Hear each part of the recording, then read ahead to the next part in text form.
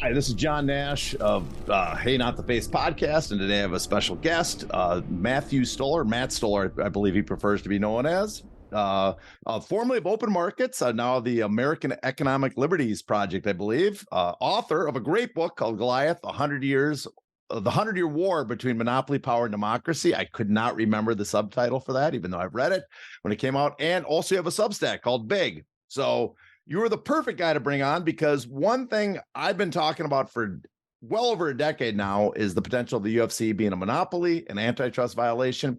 You're one of the foremost experts, or I guess proponents, of increasing antitrust enforcement in the United States. So you're the perfect guy to bring on and talk about the UFC antitrust case and monopoly. So I guess one thing I try to do is I try to dumb down the show for people like me, to make it a little more simple. So one thing I think would be great, could you explain to the listeners why antitrust is important, and also give us a definition of antitrust and monopoly? Because I think a lot of people get caught up on the Webster's definition of monopoly, where it's just one seller, or monopsony, one buyer. Right. Yeah. So antitrust is a specific form of law. And it's not the only kind of law that does this, but it's the most important form of law that is supposed to prevent monopolization or other forms of business practices that consolidate power and control in the economy. A monopoly is, you could say there's lots of ways to define it, but it's unified control of a recognized branch of trade. Right. So it's about control.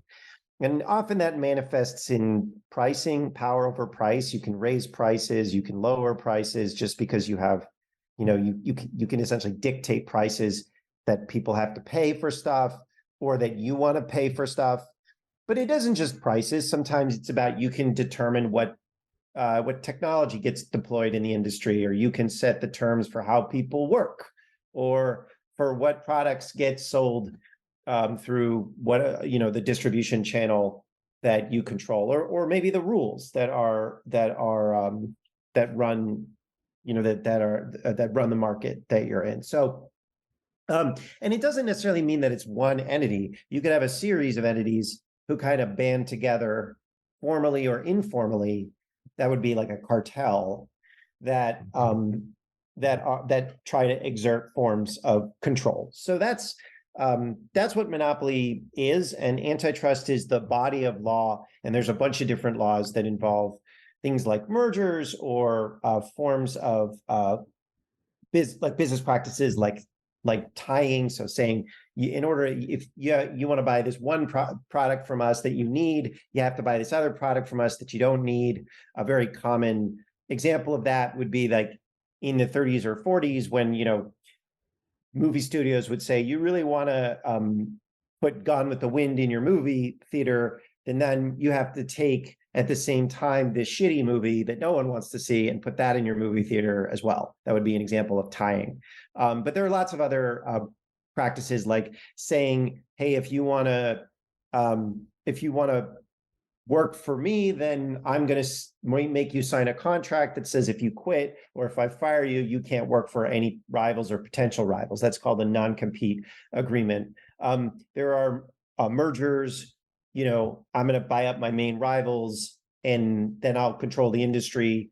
There's a lot of stuff you can do, and the antitrust laws are designed to prevent those kinds of tactics. That's actually a great setup, because a lot of it has to do with, one thing I like about mixed martial arts, the UFC, particularly in combat sports, is it's kind of, the UFC specifically is like a microcosm of the American economy.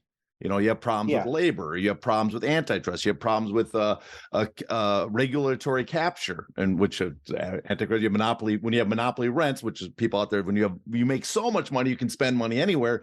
It's easy to capture regulatory bodies because you have extra money to throw at them and stuff. Right. So it has all these aspects to it that I think cover that you when you look at the greater American economy, what we're having problems with, you can see it in a fishbowl with the UFC, and so that's what I like about it. So I guess to get into it, one is what happened to antitrust in some ways. I want to go off on a segue, but what happened to antitrust? That because I think maybe we should explain the consumer welfare model just briefly, because in a weird way, all we seem to be concerned about in the last few decades, which has led to this growth of these monopolies, is that consumers are hurt.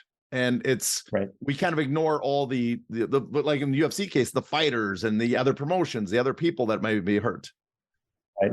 So I think that to put your question in a slightly different way, I would say, if we have these laws that are supposed to deal with corporate power, then why are corporations so powerful? Like, what happened? Is that a good way to put it? A much better way. Look at that. It looks like you've been doing this for a while. Yeah. So the answer in short is that we stopped enforcing these laws, right, in the late 1970s and early 80s. And there's lots of fancy ways to talk about that. But, that's essentially what happened. We're just like, and we didn't change the laws. The Congress didn't repeal them. It's just that the judges and you ever want to know who controls American politics? It's judges. But like the judges in the government under Reagan and then later under Clinton were like, antitrust, that's old school. Like that's not modern enough. In the modern economy, everything is super competitive. And like, you don't want the government to like get involved in the marketplace, right? Like that's like, how does the government know? Like that was sort of the attitude. And they used this technique, which you brought up, this language called the consumer welfare standard, which is a really misleading term. But basically what they said is like prior to the 1980s, it was kind of like, you played the board game Monopoly. If you own all the properties of one color, you got the monopoly in that area. And the way you would know that there's a monopoly prior to the 1980s is like the board game Monopoly. Like, do you own do you control all the companies of one color, or or in one industry, right? If there's competition, it means there's a bunch of rivals buying or selling. That would be the way you would define it. And it's about like, is there a concentration of power in the industry? What happened in the 70s and 80s is a bunch of people said, oh, that's totally the wrong way to understand what competition means. Competition just means, our price is low. Is there efficiency in that market? So we don't care if there's 1,000 retail stores, each of which is controlled by a family who lives in a town, or if there's one store, we'll call it Walmart.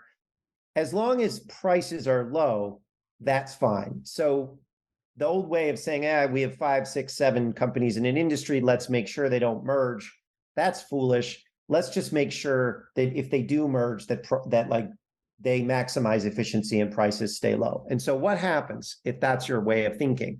Well, Walmart's slogan, everyday low prices, is really built around that theory. And Amazon and Google and Facebook, sometimes, Google and Facebook, some of their products don't even charge a price. Facebook, you can log on for free. Google search is free as to the user ostensibly, not free to the back end to the companies that need to ride the rails, but it's free to the consumer.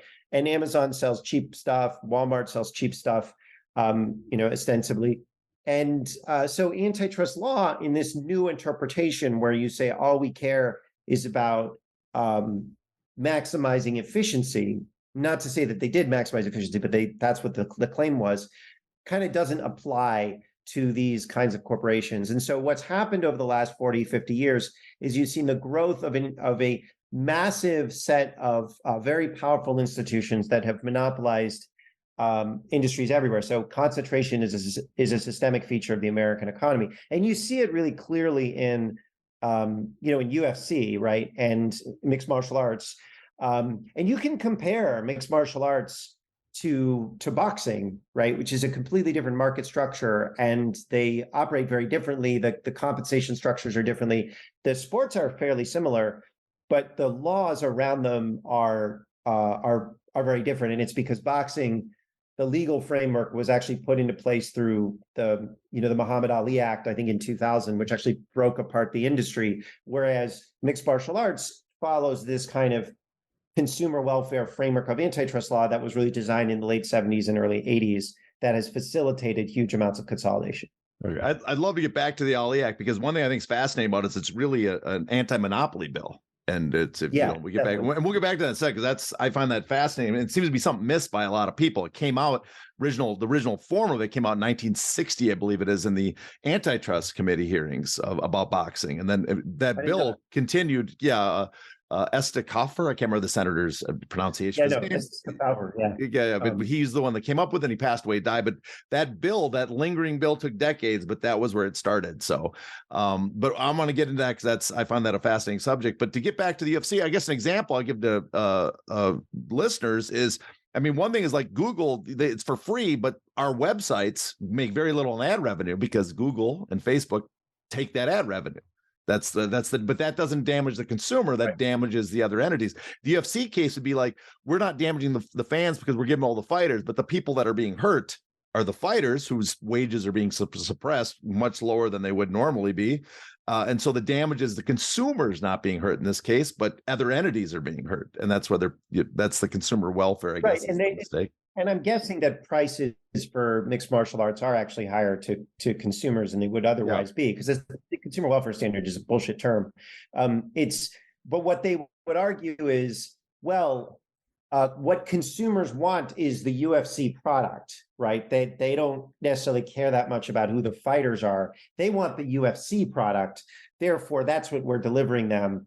And maybe you could deliver these fights cheaper somewhere else, but that's not what people want. People want the brand, right? So that's how they would probably contest your point, which is of course absurd. You do a simple test, but no one will ever do the simple test, is let the big Francis Ngannou and John Jones go fight somewhere else and see how they do. And but you never see them say, oh, because we're the brand, we're going to make our contracts much more less coercive, much less restrictive. No, they make it more restrictive.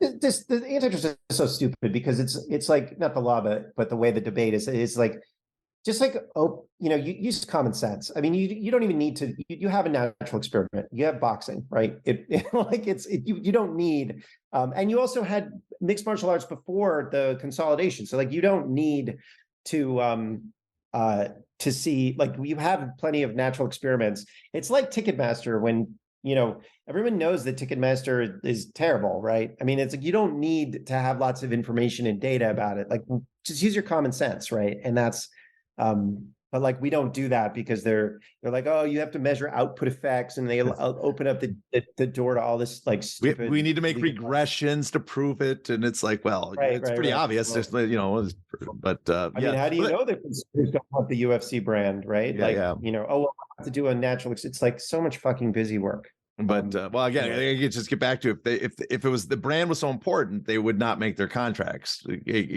almost perpetual. So that's worse and worse every time. Anyways, but now that we brought up the antitrust lawsuit, I imagine you've been following the UFC antitrust lawsuit.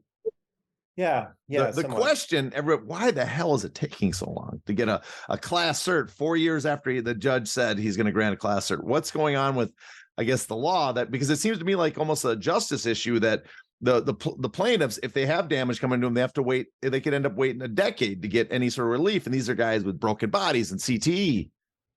Right. I mean, it's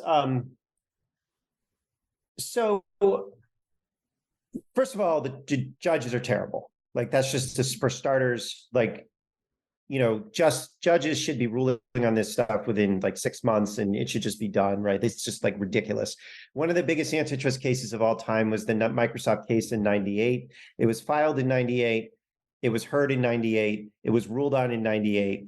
It took 6 months to a year. I mean, there was investigation going on before that, but like, it should not take this long. And the UFC case isn't the only one. I mean, the Google case, one of the Google cases the investigation started in 2018. It got filed in 2020.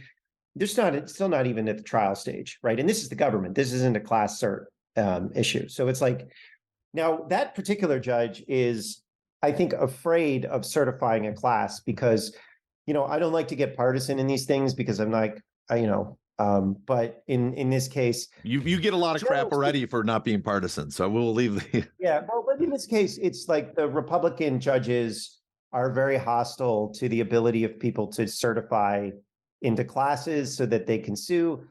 There's a famous, the famous case of like the McDonald's coffee, like where the person, that the basically like big business gathered together in the 80s and 90s and said, we don't like that people can sue us. So they attacked the idea of being able to certify into classes and said, oh, it's all those greedy trial lawyers. And like, yeah, trial lawyers are often greedy, but like it's, that's like a check on corporate power. But they've like dramatically weakened the ability to certify into classes through all sorts of various like legal tricks. And the net result is that this judge, who I think does want to certify them into a class, is first of all overloaded, but also is like afraid of being overturned on appeal. And so that's why this stuff takes forever. But like ultimately what we need is for Congress to just step in and start to legislate again and to start legislating in lots of different areas and just say it should be much easier to certify classes, and also just to say like judges have to hear this stuff quickly and rule quickly, yay or nay. And like ultimately when we have a the strategy of the I think this is really Mitch McConnell's strategy, but like the sort of old school Republican establishment, there's some new Republicans who are different, but the old school Republican establishment was let's not let Congress legislate on anything, and then we will move judges who agree with us on policy into the judiciary, and they will shape the law. And because Congress can't pass new laws to override their interpretations, the law will gradually be moved into a place that we like, and that will shape the kind of society that we like. And it's basically been a successful strategy, but the net effect is one of the things they don't like is people being able to certify in classes and sue monopolists, like, a mixed martial arts. Yeah, so basically the strategy, my understanding, is like a wide-reaching Lochner court stretching down instead of just the Supreme Court, going around through all the different appeals courts, all the federal courts. That's one way to put it. Lochner would be a case. It was a case in like the early 1900s that said that the New York State could not regulate the hours of bakers, and it was basically striking down the ability to do social rulemaking, minimum wages, those kinds of things. I won't quibble on the history. Let's just say that the courts now are probably more friendly to corporate power than they've ever been. Okay, well, that's good to know. Well, I guess we go in the point that, in many ways, though, I guess a lot of the stuff has been that the FTC has dropped the ball for decades. I would argue. That's true. And the new FTC, I'm very happy with, although there, people in the pro-business people probably hate the new FTC, but they do. Not pro-business, but pro-monopoly. A lot of business people like it, but it's like difference between a monopolist and a business person. Like every fighter. Right. Yeah. Well, that's in a weird way. Many, people look at the fighters like a labor issue, but in many ways, fighters is like a small business issue. Fighters are independent contractors; they're each their own business. So it's like it's like small businesses dealing with like all the different websites dealing with Google, small traders dealing with Amazon. UFC is the platform that dictates the price to these guys, and so small businesses you could look at it being squeezed. It could be a small. Right. It's a free market issue, I guess. They all have brands. They all have they're business people, right? It's just that when we think about business, usually we think of people would look at UFC and they would say that's a business, and then they look at a fighter and be like that's not a business. But like, of course the person who's fighting and maybe has, other people that work for them as agents or whatever, like, of course they have a profit and loss impulse, and they have to take care of themselves. They have like things they need to do. They have opportunities. They act in their own business interests. UFC is not really a business. UFC has a business within it, but it is largely a political institution that is trying to maintain its monopoly and trying to shape the law to preserve its monopoly. It's less a business than the fighters themselves.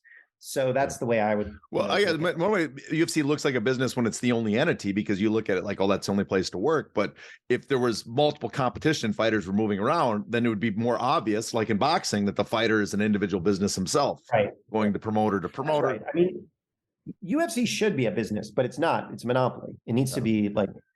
Well, that gets us back to comparison to boxing and the Ali Act. And I guess I think one thing is confusing and for a lot of fans, and this is just my point of view, is that the people look at the antitrust of the monopoly power that the UFC has And it's not just that they hold events. It's because it's centered, I think, because it's sports slightly different. When you control the titles, there was a case in boxing, the International Boxing Club of New York was ruled a monopoly in the 50s.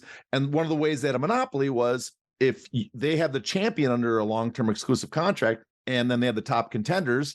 And so if you ever wanted to be the champion, and they showed in that case that being the champion is more valuable than not being the champion, it makes you much more valuable, you had to sign with them. And so there's this input, this barrier of being valuable in MMA is that you have to find success. And the only way you really blow up to be a big star usually is becoming a champion or beating a guy that's very well known. And if you deny access to that, if you make people sign exclusive contracts to get that gives you control over the sport. That's a really interesting point. I mean, it's because what you have there is, it's not just a monopoly story, it's also a story of conflicts of interest, right? Because what you had there is that this New York institution, they were both the promoter of the fight and profiting from that, but they were also doing the ranking of the fighters. So they had through the controlling who could become the championship and the champion. And that is a conflict of interest because clearly, the promoters have an interest in becoming champion, but then if you can control who the champion is or who gets to face the champion, then you can manipulate and organize like promoting, right? And it's the same thing. I see the same thing in a different sport, which is cheerleading, where the cheerleaders, they have a monopoly too, which is called Varsity Brands. And they have that same dynamic where the company that controls who gets to cheer in the world championships of cheerleading also like sells all the equipment and and controls all of the contests and has control of. So it's that it's that conflict of interest that is also a core problem. We see conflicts of interest kind of across the economy. There are also prohibitions against conflicts of interest across the economy. Like if you're a doctor, you're not allowed to take money to prescribe someone a certain medication. That would be like a conflict of interest. You have to split those two things out. Or we've had these kind of structural prohibitions in the economy, banking and commerce, right? There's always been a separation between those. And so like the idea of conflicts of interest is well understood. And what you see in boxing is you don't have that conflict of interest because of the Muhammad Ali Act, and you do have it with UFC. You had it in the 1950s. I might be butchering some terms here or there. Yeah, that's kind of my. Well, yeah, I mean, boxing. One thing is boxing is repeatedly talked about the way it's constantly monopolized, and then finally the Muhammad Ali Act seems to put an end to that. The threat, because one thing it does, it prevents restricted coercive contracts. You can't tell a guy that the only way you're going to get this title fight that you're declared a mandatory is signing with us. And also there's it possibly, which it hasn't been shown, enforced in court, but it does seem to make the argument that a promoter cannot control a title, can't have their own titles.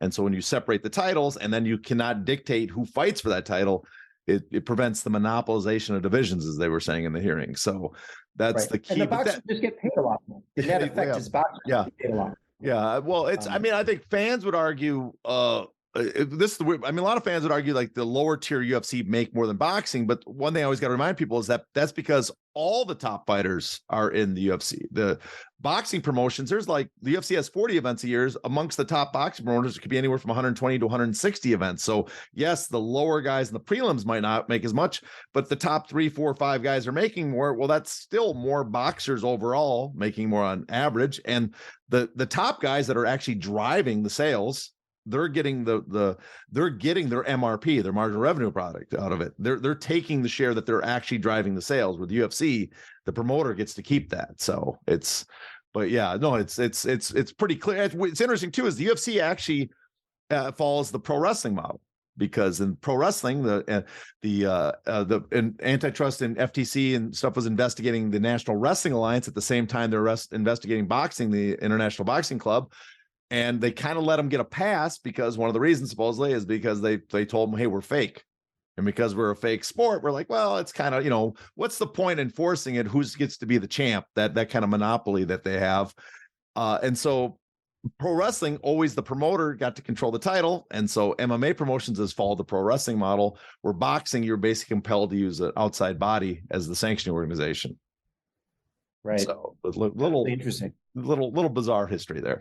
I mean, one of the cool things about antitrust is, I'm a generalist, but every industry is different, right? I mean, there are commonalities, but the details of every industry are, you get to learn so much about it. So it's really interesting to listen to you. One of the few people ever said it's interesting to listen to me. I'm impressed by that. Going on the Ollie Act. So there's been some efforts to get it through Congress. It doesn't seem to have made much leeway. I guess one problem is there doesn't seem to be much fan or even fighter support for the Ollie Act being passed. So I guess what are the odds of something like that getting passed through Congress when you have this entity that has tons of money, can lobby, versus little guys trying to do it, and there doesn't seem to be much grassroots support for it? Well, if the fighters don't want it, then it's not going to happen, right? I mean, if they want it, then it could happen. Like, it seems like fairly obvious that it would be a good, or that it would restructure the sport probably in a healthy way. But ultimately, Congress is responsive to like what the public wants, and if the people involved in the industry are not into it, then it's not going to happen. Well, I guess one of the problems too is that there seems to be a lot of fighters behind the scenes that would support it.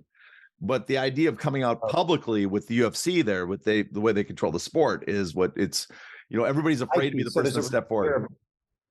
There's a fear of retaliation. Yeah, that makes sense. I mean, one thing that would probably be helpful would be an antitrust suit from the government. I mean, that's one of the things that you see everywhere, is just this fear of retaliation in every industry. So I don't know how to do that, but people got to figure it out. They got to figure out how do they, I mean, maybe retired fighters can talk or something like that. But what you see, the app developers are terrified of Apple, and, medical providers are terrified of of United Health Group. And, you can go on down the line. There's just third party sellers are terrified of Amazon. You just have immense concentrated power everywhere, and yet people come out and they do talk, and you do see that happening. And I think with the UFC, the antitrust case is pretty important. So that would be, and I think the DOJ has started filing amicus briefs, although I don't remember on behalf of the fighters, but that just makes the case more important. Well, yeah, though the previous DOJ under Trump, the antitrust division, I can't remember the fellow's name, but I believe there was some fear that he was, there was some fear that since he used to lobby for Zuffa and other companies, there was some fear that he was going to file briefs on behalf of the defendants. And so he probably would have, but he just didn't get around to it. So I guess how important then, I guess, is it's strange that our antitrust policies on the FTC and DOJ there's the mass difference between Tim Wu and Lena Khan and Cantor between previous administrations is pretty vast. So is it strange that it changes that rapidly, administration to administration, and how can you have a consistent enforcement if every administration is so wildly different? Well, just bringing them up, one thing that fighters could do is they could actually go to the antitrust division and privately complain, right? There's a lot of companies that do actually talk to the government secretly, and that's definitely something people can do if they want to. And their names will not, they won't be retaliated against. So that's one thing. But we've had basically a consensus in antitrust going back to the early 1980s, when you had a pretty radical change to ratchet back enforcement, and that was kind of, it was a Republican thing under Reagan and then H.W. Bush, but then Clinton's people essentially accepted it and ratified it. And you've basically seen a kind of continuity in antitrust enforcement from the Reagan era all the way up through the Obama era, and most of the Trump era. There was one or two things that Trump did differently. But what Biden did is he did make a fundamental break from that, and he appointed people whose track record was in critiquing that form of lax enforcement and saying we need to be much more assertive and bring back the pre-1980 model. And they have done that. And it's been pretty like there's been a lot of aggressive frustration from big business about this new regulatory framework, and the abandoned mergers, lawsuits against Google and various agricultural giants. So Amazon, like there's a new way to do antitrust.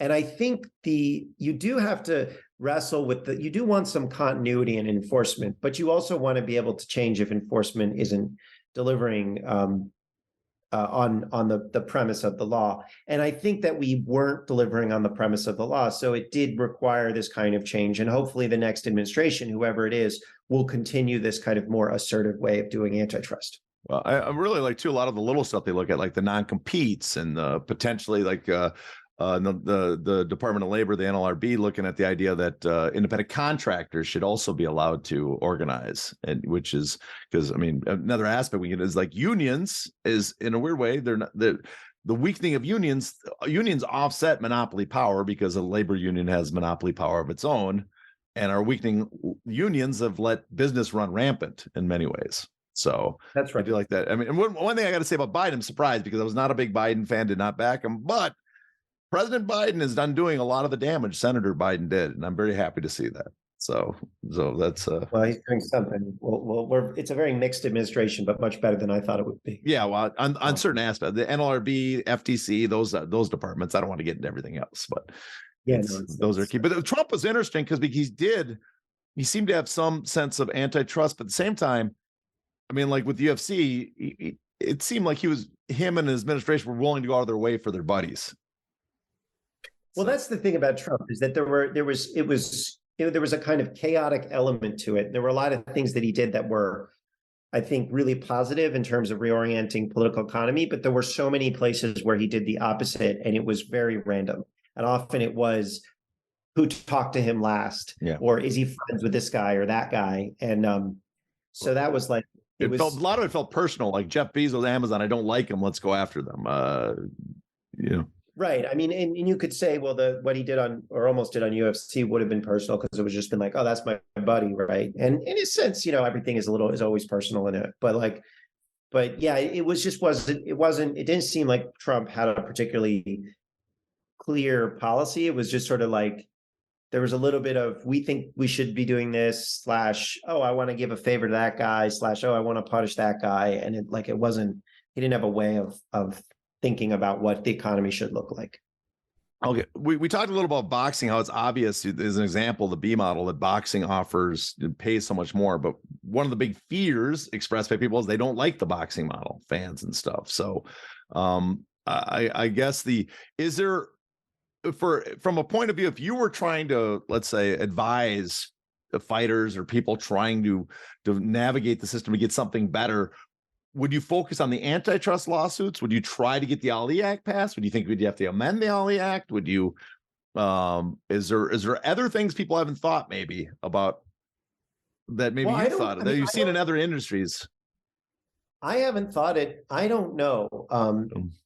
This sports is an area that I think is really interesting, and I just don't have a sense of how to do it. It does feel there's a little bit like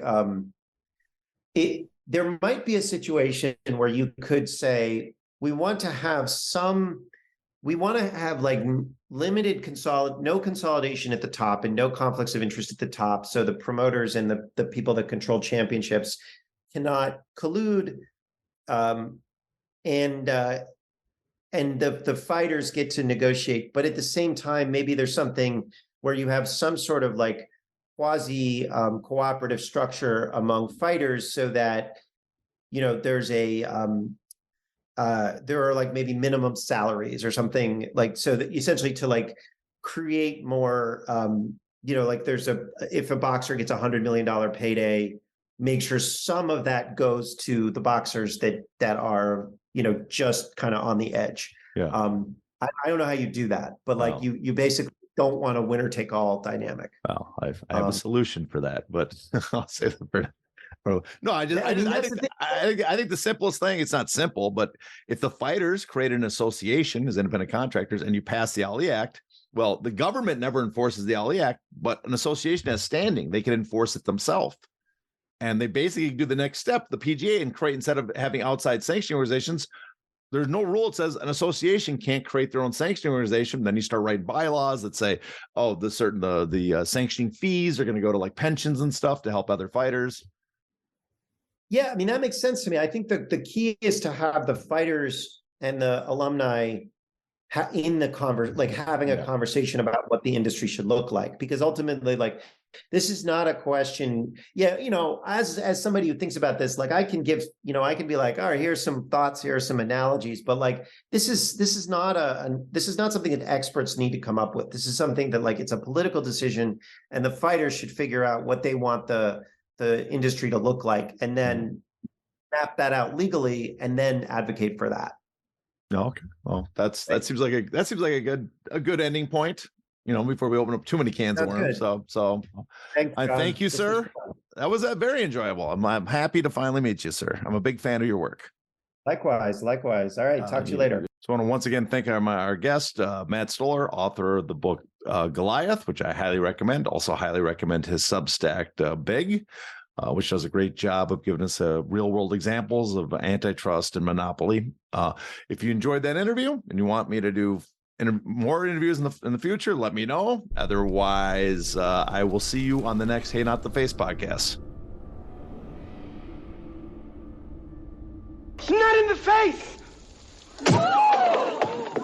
Thank you.